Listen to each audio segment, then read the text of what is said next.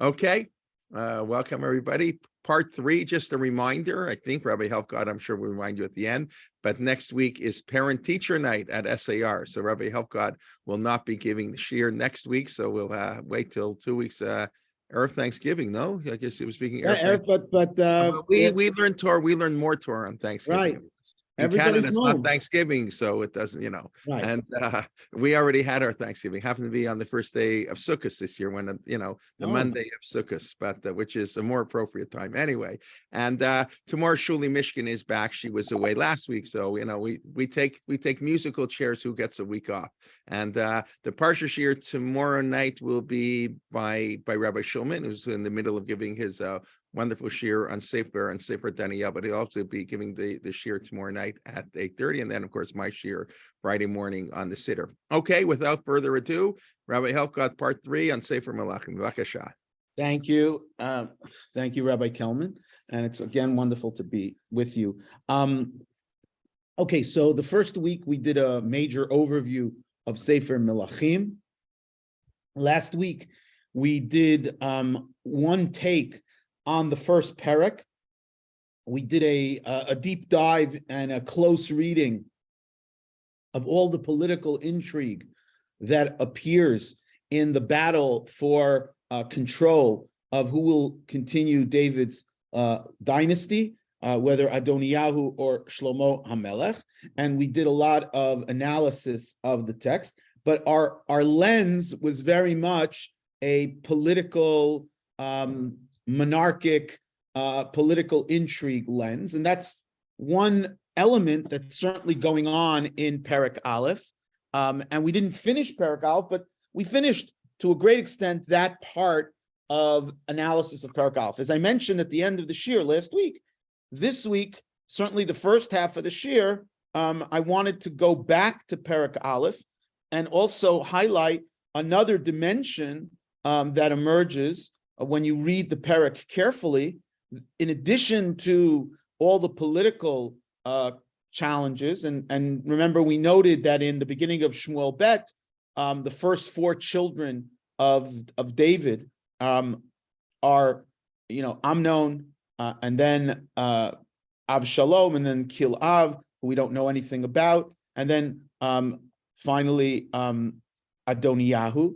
And so it makes sense that once Amnon is dead, Avshalom is dead, so the next one in the line that would have thought that he was in the line to inherit the leadership would have been Adoniyahu, and therefore it makes sense that he tries to, so to speak, put facts on the ground while David is still alive. And on the other hand, Shlomo HaMelech does not appear until obviously after the sin of Bathsheba, and so Adoniyahu certainly thought that he would be the rightful heir to his dying father, and we analyzed everything that emerged in the beginning of Perek Aleph and the back and forth, and we analyzed very deeply the whole way that Natan and Bathsheba come and speak to David, and in kind of incrementalism, and how they slowly and slightly added words that were not in the original, how Bathsheba adds words that Natan didn't say explicitly, again, all with the goal of trying to convince David that there's an imminent threat that needs to be acted on. And we also saw the development from the beginning of the perek, in which David is very passive, David is almost dead and is acted upon, as opposed to by the end of the perek, where David has one last rally, where he rallies to become once again the active member. We saw 6 verbs where David says what to do, blank, blank, blank, etc. Tonight, I want to focus the first half of the shiur on the fact that there's another lens by which you can look at the events in this perek, and that's, of course, the lens, and this is, many people have written about it, especially the Abarbanel, points out many of these things, as well as many of the more modern writers have written on this. Israel Rosenson, who's very famous, who's written on Sefer Shoftim, but he also has written a number of articles on Sefer Shmuel, and many others have written as well. And that is that this perek also has to be looked at through the lens of the sin of David and Bathsheba. which of course is a watershed event in the book of Shmuel Bet. David HaMelech, after the sin of David and Bathsheba in chapter 11 and chapter 12 of Shmuel Bet, suffers greatly. He has the rape of his daughter, the death of the murder of his son Amnon, the rebellion of Avshalom, and Avshalom almost kills his father, and then Avshalom is killed, and then the rebellion of Shimi ben Gera, and etc. Meaning there's a tremendous amount of stuff that happens as the Navi makes it very clear that your sons are going to die, etc., as part of the punishment and that David experiences, the suffering that David experiences, be'itio, as they would say in Hebrew, because of the sin of David and Bathsheba. And one can also look at the events that are going on here in the first part of the Perek as a continuation of the suffering that David incurs as part of the ultimate punishment for the sin of David and Bathsheba. And it's clear that the text is playing off of the David and Bathsheba story. There's a number of literary hints that make that clear. Number one, just on a literary level, there are only two stories in the book of Shmuel and Melakhim in which all these three characters appear. David, Bathsheba, and Natan. Of course, back in the book of Shmuel, David, Bathsheba, and Natan are central characters in the story. David, who takes Bathsheba and sleeps with her and kills her husband. And here, of course, and then Natan in chapter 12 of Shmuel Bet, who comes and rebukes David, Atah ha'ish, you're the man who committed this grave sin. And of course, so here too, we have these three characters showing up again. The only two episodes, two narratives in the book of Shmuel / Melakhim, in which all these three personages appear. Number two, the text here in Melakhim Aleph, Perek Gimel, has a very interesting term. Of course, we already noted the beginning of the term of Pasuk Bet, Yivakshu la'adoni hamelech na'ara betula v'amda lifnei hamelech, that you should look for a woman, as opposed to David, who took any woman he wanted, in addition to and specifically Bathsheba. Here he has to be, he can't go anywhere. He has to have a woman brought to him. But the text uses a very interesting language. It says here, "Ve'amda lifnei hamelech," in Pasuk Bet, chapter 1, verse 2. She should stand before him. Utihilo sochenet v'shachva b'cheikecha v'cham la'adoni hamelech. And she should sleep b'cheikecha. She should sleep in your bosom, and it will become warm to the king. Now, that's a very interesting term. If you look in that term, v'shachva b'cheikecha, the last time we had that term is if you look back in the book. Story with Bathsheba and the sheep. Correct. Specifically, the Mashal, Kivsat Harash, if you look back in Shmuel Bet, chapter 12, when Natan confronts David and he tells him the parable of the sheep, of the lamb, and he says, Shnei anashim hayu be'ir, echad ashir ve'echad rash, la'ashir hayatzonu bakar, ve'larash ein kol ki'im kivsa achat ktana. He only had a small lamb, vatigdali movim banav, and she ate from his food, ubicheiko tishkav vatihilo kibat, and she slept in his bosom, and she was to him like a daughter, which of course is a great, that's the image that Natan presented to David as a mirror. And of course, and she was like a bat is of course the giveaway because she's Bathsheba. So when Natan said, and she was like a bat, it's a play on the Bathsheba. And here too, the same term is used, that she slept in his bosom, ubecheiko tishkav, which of course is the same language here. Number three, the fact that the text tells us that, in chapter 1, and a number of commentaries have noted this, there's a very awkward scene in chapter 1 when Bathsheba enters. She goes in chapter 1 of Kings, verse 15. Vatavo Bathsheba el hamelech hachadra, v'hamelech zakein ma'od, v'avishag hashunamit misharetet hamelech.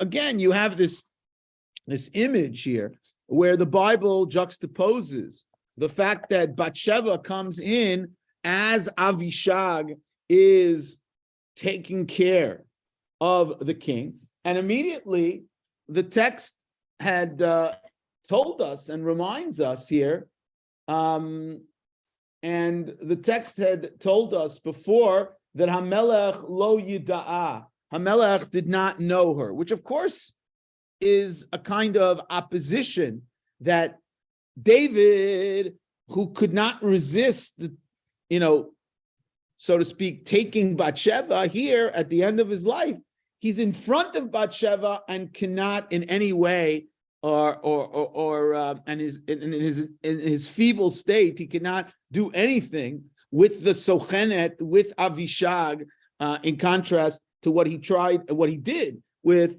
Bathsheba. Also, of course, the fact that there's an explicit statement that Bathsheba makes and says, you made a shavua, you made an oath to me that Solomon would reign, which of course is Solomon. The last time Solomon showed up, remember, Solomon does not appear in any of the other narratives of David after he's born in Shmuel Bet. Solomon is not a factor at the end of Shmuel Bet. He's not in the Avshalom story. He's not in the Shim'i ben Gera story. He's not in any of the stories that David has to deal with at the very end of Shmuel Bet. Solomon shows up again and again. The fact is, the bringing up of the Shavua, again, I mentioned the play on Bathsheba. She is the daughter of swearing, just like this week we go to Be'er Sheva in the Parsha because of oaths.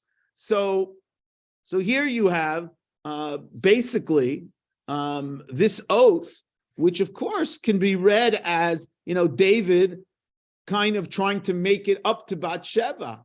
We lost a child because of the sin, and now he took her as his wife after that first child. And David is trying to, so to speak, make amends. So the idea that he would have made a shavua is seen by a number of the commentaries of connecting back to that story. And again,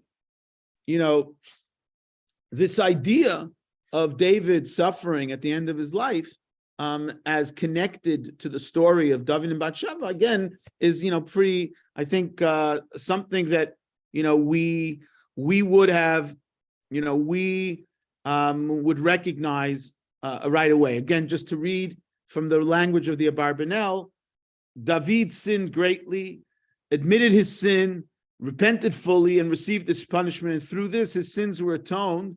And this is part of how he sees what's going on here in the beginning of Melakhim Aleph. Okay, now let's continue and go to the end of Melakhim Aleph, Perek Aleph, where we got up to. We got up to the story after they crown the king. David has told them to crown Shlomo, and not only that, but the text tells us, if you turn in your Tanachim to chapter 1, verse 38, Vayered Sadok HaKohen v'Natan HaNavi u'Bnayahu ben Yehuda v'Akreti v'Apleti v'Yarkivu et Shlomo al Pirdat HaMelech David v'Yolichu oto al Gichon. Vayikach Sadok HaKohen et Keren Hashemen min ha'oel vayimshach et Shlomo vayitku b'shofar. In contrast to what the people had said, Yechi HaMelech Adoniyahu, here it's Yechi HaMelech Shlomo.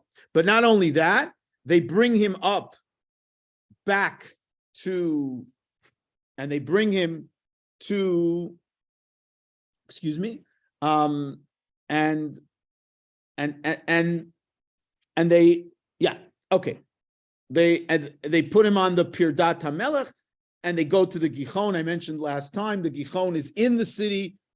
The spring that Adoniyahu had been quote unquote crowned was outside the city, again representing inner versus outer, and this news travels fast to Adoniyahu. So we're in chapter 1, verse 41.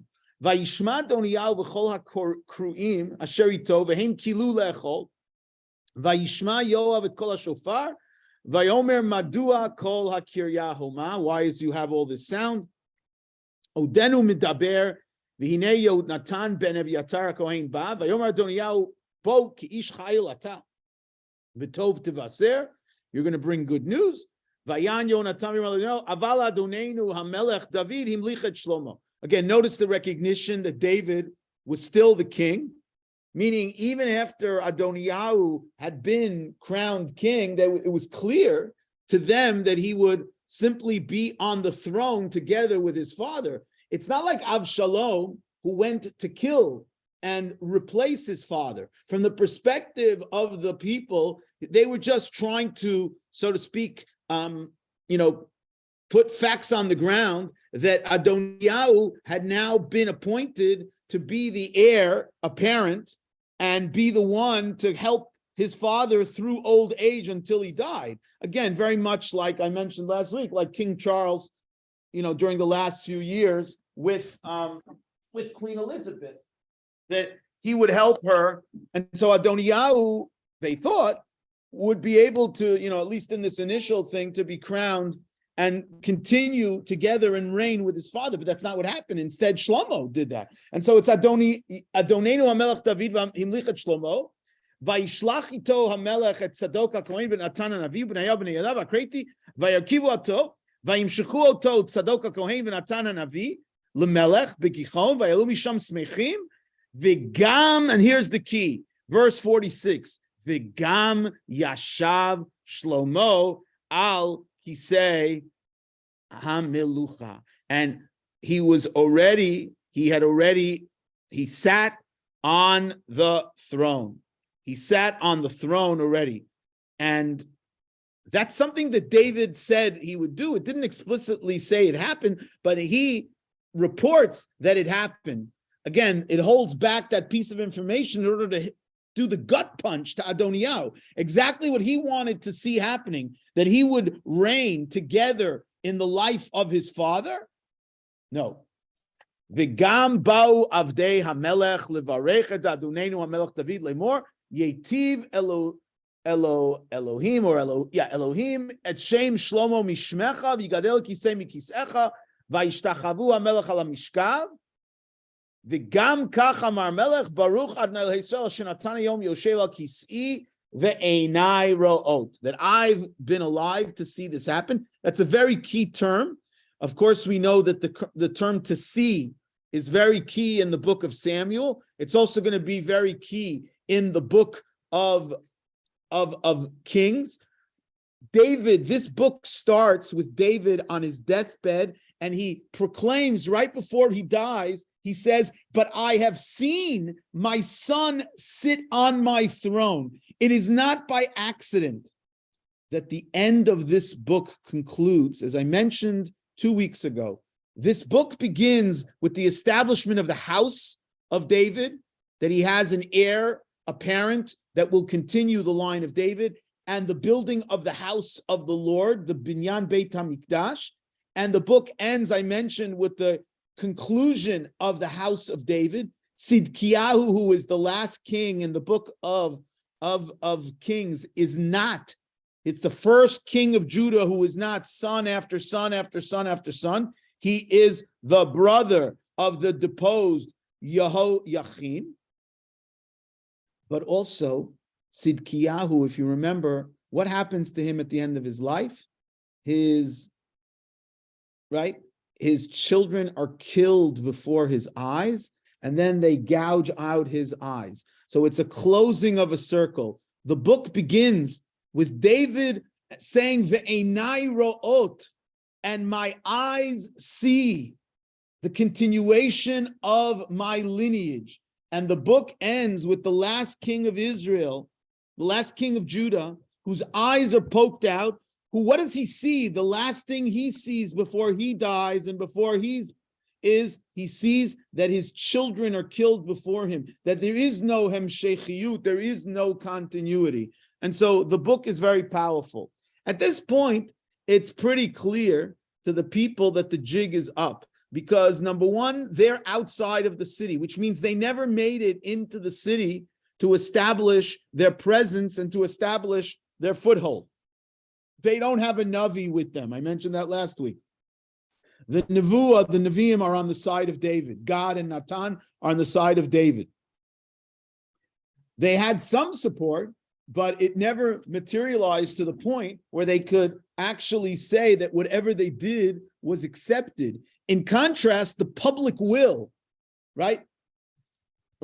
Where the Bible made a very big deal in the book of Devarim, Som tasim alecha melech sheivchar Hashem. Put upon yourself a king that God will choose, which talks about the fact that the king has to have popular sentiment. He has to be accepted by the people, Som tasim, but it also has to be one which God chooses. The Navi is on the side of David, and the people are on the side of David, because it says very clearly in verse 40, Vayomru, verse 39, Vayomru kol ha'am yechi hamelech Shlomo. The people, not just the small ragtag bunch that were in Ein Rogel. If you look at the beginning of the book, when Adoniyahu does his little pseudo ceremony, he takes 50 people before him, and he takes some leaders, and they go and they make korbanot, and vayikra et kol achav b'nei hamelech, etc., etc. But you don't have the people. Again, the people are hesitant, waiting to see what's going to happen.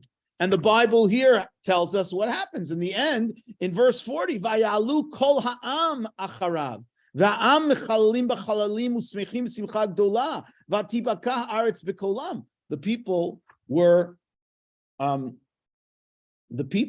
were following Shlomo. They were not following Adoniyahu. And therefore, when you see that the so to speak, that the religious leadership, the Navi is against you, quote unquote, God is against you, vayecherdu, and the people are against you. In verse 49, vayecherdu, vayakumu, kol hakruim, asher le'Adoniyahu, vayelchu ish ledarko. They run away, not to be captured and killed. He goes and runs to hold on to the Mizbeach. Again, in the ancient Near East, we know from many sources, that in the ancient Near East, sanctuary was a place where you could be protected from punishment. We don't have that phenomenon when it comes to the Bible. The Bible says explicitly in Parshat Mishpatim, Me'im mizbechi tikachenu lamut, that if somebody commits murder, they are liable and they can be grabbed even from the sanctuary. The only reason why possibly, Adoniyahu might have thought that he could be protected there, maybe because at least according to some, Maimonides and others, there may be a distinction in the Jewish ethos between like stam criminal activity, which the sanctuary would not protect you, as opposed to political asylum, that maybe the sanctuary would protect you if you had rebelled against the king or something like that. But clearly it doesn't work. Vayugad li Shlomo lemor hine Adoniyahu yarei et hamelech Shlomo v'nei achaz bekanot mizbech lemor yishava li chayom el Shlomo yamit et avdo b'cherev vayomer Shlomo im yel leben chayil. Again, playing on the words. It's a very ironic statement because that's exactly the language that Adoniyahu had used about Yonatan ben Evyatar, Yonatan who had come to tell them the terrible news, which Adoniyahu at first thought was great news. to tell him that Shlomo had been anointed, and he said, come Yonatan and speak, because you're a Ben Chayil. And here he says, Im yele Ben Chayil lo yipol misaro arza, v'im ra'atim tzabo v'ameit, v'yishlach hamelech Shlomo, v'yoridu me'al mizbeach, v'yavo v'yishtachlu melech Shlomo, v'yamel Shlomo, lech lebeitecha. Okay, so that's the way chapter 1 ends, which allows us now to begin chapter 2. Chapter 2 is a very famous chapter. It's famous because it was the Haftarah. The Haftarah, the first half of it is the Haftarah of Parshat Vayechi. And it describes what we would call David's last will and testament.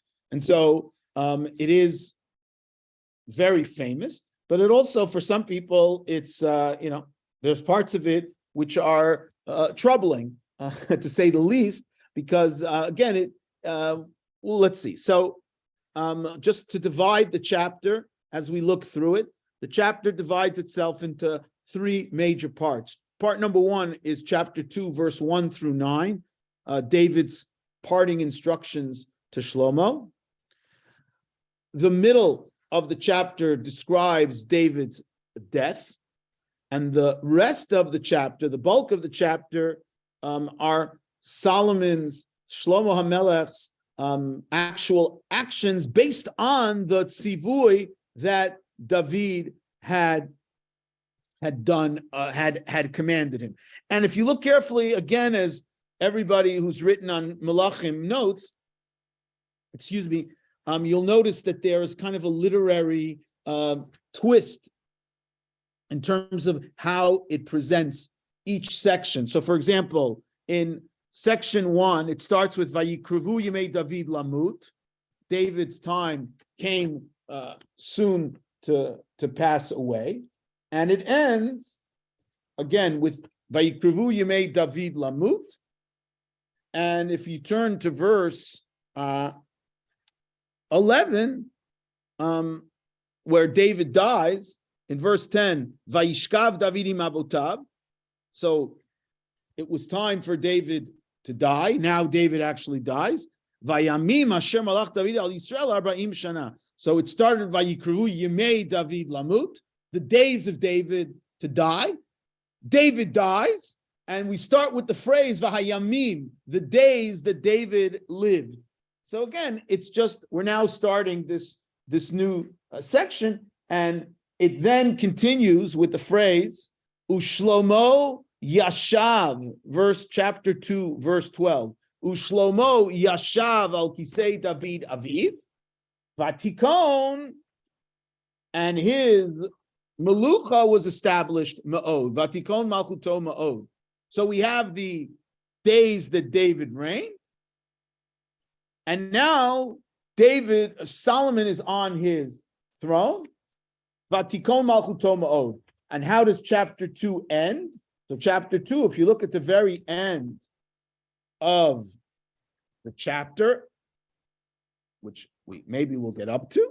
So the Bible ends with the phrase in chapter 45, V'hamelech Shlomo Baruch, v'chisei David yeh nachon lifnei Hashem, v'yitzav melech et b'nayahu, etc., etc. And then it says, V'hamamlacha nechona biyad Shlomo. And the Melucha was nechona biyad Shlomo. So you see, it begins with that phrase and it ends with that phrase. So in that context, so to speak. Yeah, how can Adoniyahu approach the Mizbeach? Interesting question. Doesn't seem to be, again, unless it's talking about the Mizbeach Hachitzon, the out Mizbeach, which Jews were allowed, at least, to some extent, to be near, certainly in the Mishkan. Again, the text doesn't seem to be concerned with that issue. So now let's look at chapter 2. Let's look at chapter 2 in depth. So the Bible starts and tells us, again, the last will and testament of David. Vayikruvu Yemei David Lamut, vayitzav et Shlomo lemor. So he tells him a number of things. Some of them are, right? He tells him basically three major things. So let's take a look at what he says. He says, I'm going to die. That phrase is itself very striking. To be strong, right? You should be strong and be a man. It tells you that something harsh is going to come. It's generally what you tell someone when they're about to confront challenges, when they're about, right? Chazak ve'ematz. You know, Moshe says to Yehoshua, because he's going to go into battle to capture Eretz Yisrael, you're going to have to lead these people. So chazakta v'yita le'ish, which is also strong because if you remember, or you don't remember, but we're going to see that Solomon, at least at the beginning, is not necessarily such an old person. He considers himself, a na'ar, and he's going to speak in these terms when he talks to God. So we understand David is trying to strengthen his son. So the first thing he does is he gives him musar about the Torah. The shamartet mishmeret Hashem Elokecha, verse 3. Lalechet bidrachav, lishmor chukotav, mitzotav, mishpatav. Nice little play on words. David said, Anochi olech b'derech kol haaretz. I'm going on the way of all the land, which means I'm going to die. But you, Shlomo, who are alive, you have to follow lalechet bidrachav. Instead of, I'm going to die, which is normal, but you have to be going on the derech of God. Lishmor chukotav, mitzotav, mishpatav, k'shkut b'torat Moshe, leman taskil et kol asher taseh et kol asher tifneh sham. And so, in order that you are successful in everything that you do, leman yakim Hashem et dvaro shediber alai leimor mishmu b'necha d'rakam lechet lefanai be'emet b'chol levam b'chol nafsham leimor lo yikarei lecha ish mi'al kisei Yisrael. Okay, there's a certain addition here. God had promised David in the book of Samuel, Samuel 2, chapter 7, the famous parak that we looked at in depth in the first week about the Bayit, that his dynasty would last forever. It was not conditional. God did not say there that if you do terrible sins, the dynasty will be cut off. God said you can be punished, you can do this, but it never said that. Here, David at least added the phrase that if you don't follow in God's ways, then, and the purpose of it is following in the derech Hashem is leimor lo yikaret lecha ish me'al kisei Yisrael, so that your lineage will not be cut off. And the implication is that if you don't keep the covenant and keep the Torah, whatever Torah meant for them, specifically, it seems to be, of course, primarily not to follow in the ways of the nations that you're in, avodah zarah, things like that certainly are included in that. The implication is that if you don't live up to the covenant, then you'll be cut off, and you'll, and the dynasty will be cut off, which is a chiddush. It's something new. It's something that once the dynasty is established, the stakes are very high.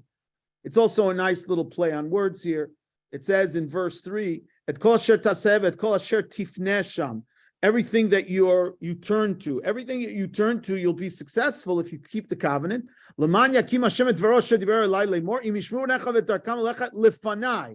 So if you're poneh lefanai, then you'll be okay. If you turn in front, so to speak, again, it's the same word, the same root, then you'll be in front of me. But he did marry shiksas, didn't he? That didn't seem to matter. Well, we'll get to that. Mattered very much. It mattered very much, and we'll see exactly the biblical take on Solomon's fall. But we first have to have his rise before we can talk about his fall. Let's give the man a break a little bit. Let's analyze before the fall of the empire. Let's analyze the rise of the empire, or at least the potential. And David now, the second part, David now will tell him about three people that have to be, so to speak, taken care of by Solomon. And again, one can read this as many people have written, one could read this as David, settling scores in his old age. Or in a different way, you can read it as political advice to his son in the future. If you want to have stability, be very, very careful about the following people. So you could read it as punishment or vendetta, if you want it to be harsh. Or you could read it as, no, David is warning him about how to be aware of the danger of these people and be on guard. And if you have to take advantage, you have to act, and don't let it slide like I did. Again, there's two ways to read this story. So let's see what David says.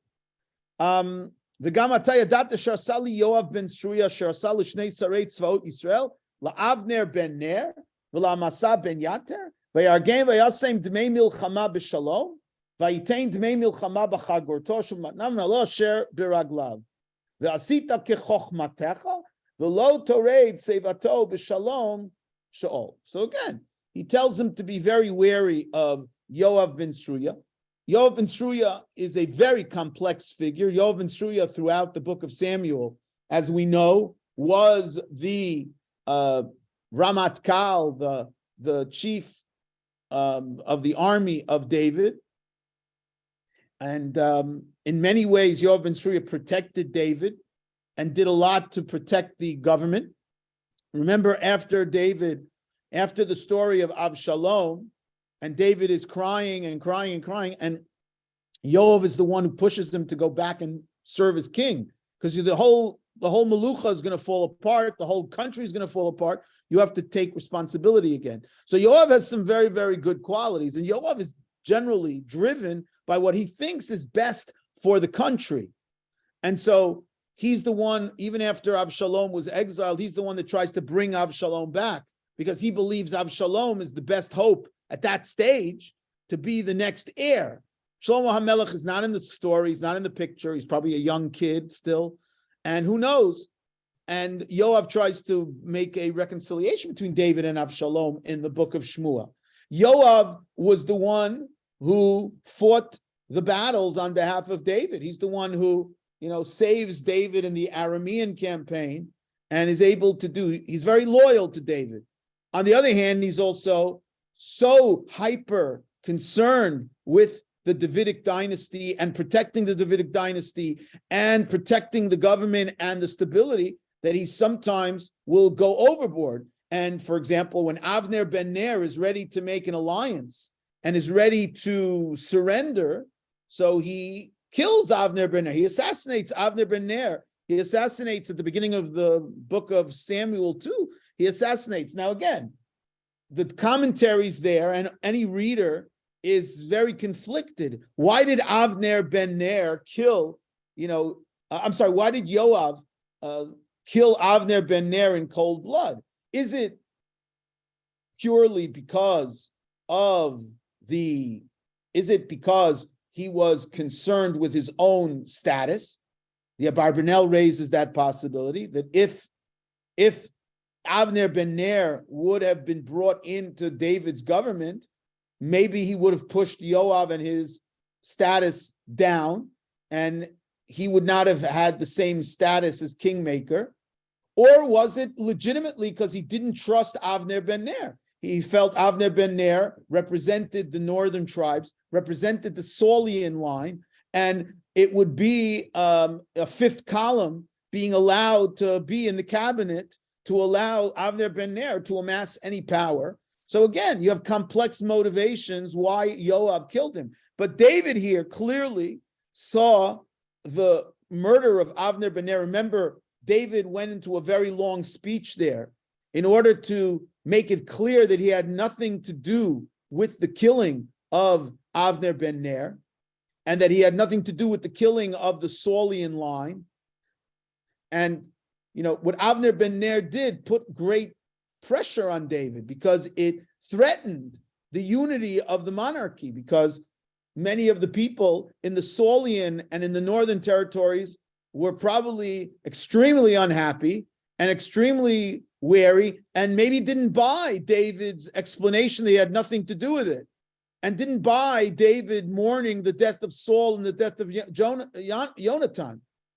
In fact, we know that some people didn't buy it. That's Shimi ben Gera. Shimi ben Gera, who cursed out David when he was running away from Avshalom, who was a Saulite, who never forgave David. Shimi ben Gera represents probably a faction. And so from David's point of view, what Yoav did threatened very much the stability and brought upon the house of David, ill repute.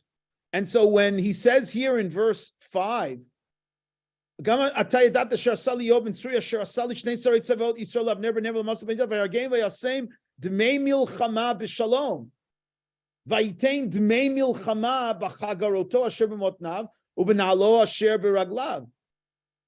put dmei milchama b'shalom. He exchanged peace for dmei milchama, and that tainted David. Remember that in the book of Chronicles, when David says to Shlomo, why was I not allowed to build the Beis HaMikdash?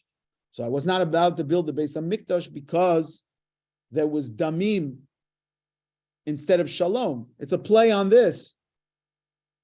All that, whatever the people that I killed, but more specifically, which refers maybe to Uriah and others, but this phrase means that all their sins also accrued to me as the chief executive. And so David is saying that. He's also, in effect, warning him. Again, so you could read it as, David is meting out justice to Yoav ben Sruya, who did these terrible things. It could also be that he is warning Shlomo, look, this guy is a loose cannon, and he is going to be very strong. And I wasn't able to stop him. If you remember the beginning of Shmuel, when David is anointed, David says in the beginning of, after he kills Avner ben Ner, so he says in verse 30, in chapter 3 of the book of Shmuel Bet, after Yoav killed Avner ben Ner,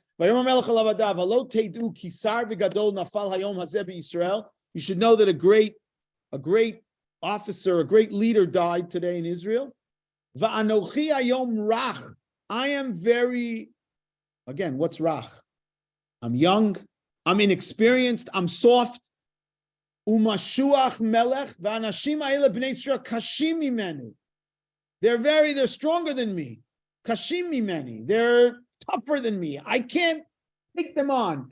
And maybe David, looking back in hindsight, says, Shlomo, don't make the same mistake.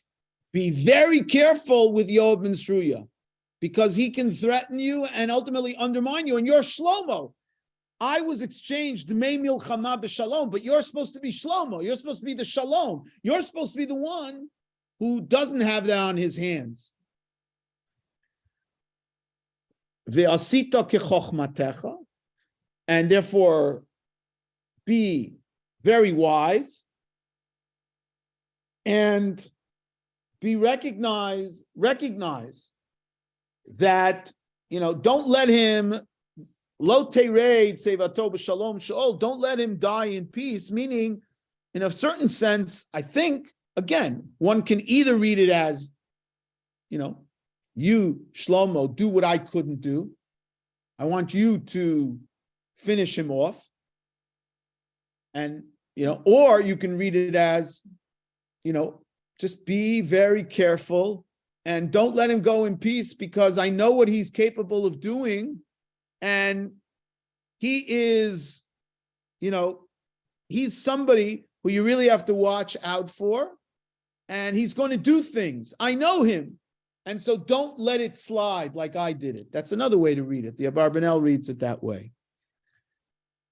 He then mentions a positive thing. You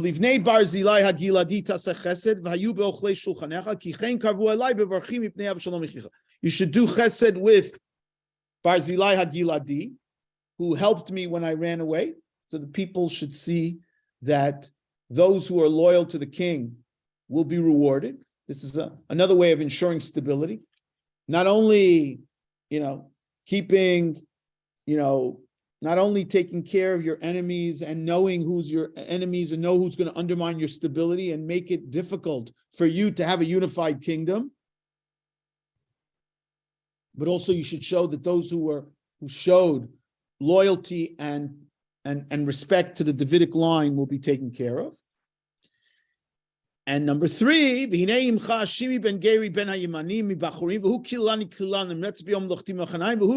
Yarad likrati Yarden v'shavalu b'Hashem lemor imam itcha b'cherev. I took an oath that I would not kill him. Ve'ata al tinakehu ish chacham atav yadat aselo v'rata tzvato b'dam sheol. You're smart. You know what to do. Again, you know what to do. Meaning, either because you read this as justice for what they have done, or David is warning Solomon at the end, understand these are the threats. They were threats to me, and alachas kam v'kama, they're going to be threats to you, the young king.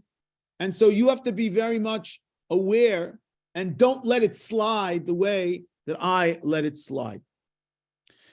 The second half of this chapter is, of course, about doing all these things. So we have a summary. And his kingdom was starting to be established. And now the Bible tells us about the things that actually happened in that first week or first month or first few weeks, of which are all about Shlomo HaMelech took the advice of David, that he was on guard for the stability of the king. So we have the first story is the story of Adoniyahu, who was not mentioned by David. Maybe David felt that Adoniyahu being put in his place by Shlomo was enough. And he obviously was not going to say, kill my own sons. But Adoniyahu makes a terrible mistake. Not a mistake, but it's a conscious thing. Clearly, Solomon is tested right away. Adoniyahu ben Chagit el Batsheva Aim Shlomo v'tomer hashalom bo'echa v'yomer shalom v'yomer dvar li alayich v'tomer daber v'yomer at yadat ki li aytam lucha v'alai samu akol yisrael pneihem lemloch v'tisom lucha v'tihi lachi ki mi Hashem aytalo. Again, you see the way he perceives himself. He perceives himself as a legitimate heir to the throne, and he asks v'ata sheila achat anoki shoel me'otach al tashiv et panai v'tomer daber v'yomer imrina li Shlomo melech ki lo yashiv et panayich. So he asks for the Pilegesh. Now we know what that means throughout the Bible. To take the Pilegesh means to take the leadership. We saw it by Ruvain. Ruvain slept, according to the simple reading of Parshat Vayishlach. At the end of Parshat Vayishlach, he sleeps with the concubine of his father, which is a kind of statement of power. We know that David HaMelech took back, the Pilegesh that of Saul. We know that Avshalom took the Pilagshim of David. Again, this is all the statement. I want to show who's in charge. Vatavo Batsheva HaMelech Shlomo l'daber lo Adoniyahu v'yakam HaMelech likrata, and she tells him what he wants. Now again, how do you read it? Is she being cynical? Does she know exactly what she's doing? Or is she naive? Unclear. I would take the more cynical approach, that she knows exactly that by telling the king this, she is, in effect, making sure that he understands. Al tashevet panay v'emer lamelech shali ki lo ashiv et panayich v'tomer yitain et Avishag shunamit l'Adoniyahu v'yan hamelech shlomo v'emer limo v'lama at shoelet et Avishag v'shali lo et hamlucha ki hu achi agadol mimeni. He's older than me and he has support still. V'lo leviatar kohenu right. Vayishava hamelech shlomo v'Hashem lemor kol yaseh li Elohim v'chol yosif. Because Adoniyahu has asked for this, he's put his life, and that's exactly what happens. And Adoniyahu is put to death. So we see Shlomo HaMelech takes care of the first challenge to his authority. The second one is Evyatar. Evyatar also David didn't mention. Why does Evyatar David didn't mention? Probably because Evyatar, if you remember your book of Shmuel, Evyatar was one of the people who helped King David when he ran away from Avshalom. He also was one of the people who survived the destruction at Nov. When the people of Nov, the Ir HaKohanim, were murdered, there was one escapee, and that escapee was Evyatar. Evyatar was able to escape. And we know that David, when he found out about what happened, because Saul was so angry that David had gotten aid, even though the Kohanim didn't know that David was the enemy of Saul at that time. They thought he was still on the side, So David felt really bad, and he felt that he was responsible for what had happened. And so maybe David had never, even though Evyatar had gone on the side of Adoniyahu, he never had decided, he never had wanted to hurt him because of what happened to the Nov, and also the fact that he had been loyal to him during the Avshalom. So, but Evyatar sided with Adoniyahu. So now Solomon cleans house. Uleviatar kohen asher hamelech amar hamelech anatot lech al sadecha ki ish mavet ata uyom hazeh lo amitecha ki nasat et aron Hashem Elokim lifnei David avi v'chi taneta b'chol asher taneta avi. You went with my father through thick and thin. Vayigaresh Shlomo et Evyatar miyot kohen laHashem l'malei dvar Hashem asher diber al beit Eli b'Shilo. So what he does is very smart. He doesn't kill Evyatar as thanks to David, which shows you, again, a certain quality of appreciation and gratitude, which is obviously going to be politically very smart. But what he does do is he's marchikoto, he sends him away from Jerusalem, which means he's not in the halls of power anymore. Right? It's like being sent to Timbuktu. He doesn't have access, and he doesn't have access to the other Kohanim. So he is not one of the people who's in the know. He's not one of the people who has connections. So you neutralize whatever political influence he had. And of course, Yoav. V'ashmua ba'ad Yoav ki Yoav natach Adoniyahu v'achrei Avshalom lo nata. He had not gone after Avshalom, to his credit. Vayanas Yoav el ol Hashem v'chazak b'kanot hamizbech. Vayugad el Shlomo ki nas Yoav el ol Hashem v'nei etzal mizbech. They take him away. Leich pigabo vayavo b'nayahu el ol Hashem vayomer elav komar melech tzei lo ki po amut vayashav b'nayahu melech davar lemor vayomer melech asek asher diber upigabo, kill him.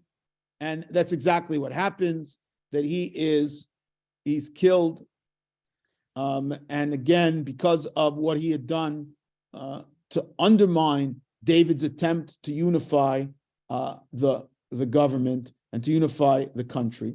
So we have the death of Avner. And finally, in this chapter, we have the story with Shimei. Shimei, who had done a klala nimretzet, who had cursed out David.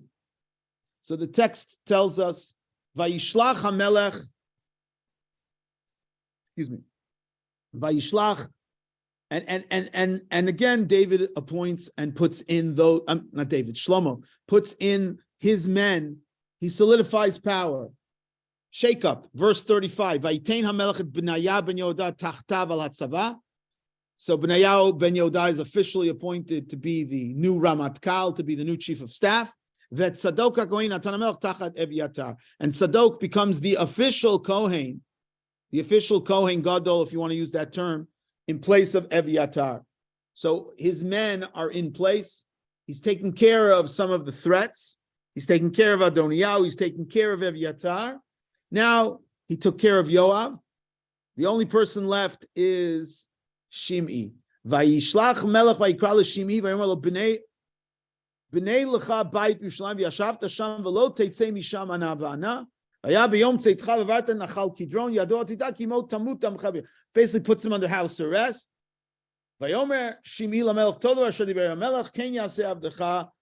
Etc., etc. And at that point, of course, we have the story of Shimi's demise. The Bible, so to speak, tells us what happened. Again, it goes further, even though it jumps the gun, because we just want to get Shimi out of the way. So the Bible tells us after 3 years, 2 of the Avadim of Shimi run away, and they tell Shimi, and Shimi runs and tries to find them, and he goes to Achish, Levakeshet Avadav. Now again, how do you read this story? What, Stamazoi, 2 ran away? Or was this planned?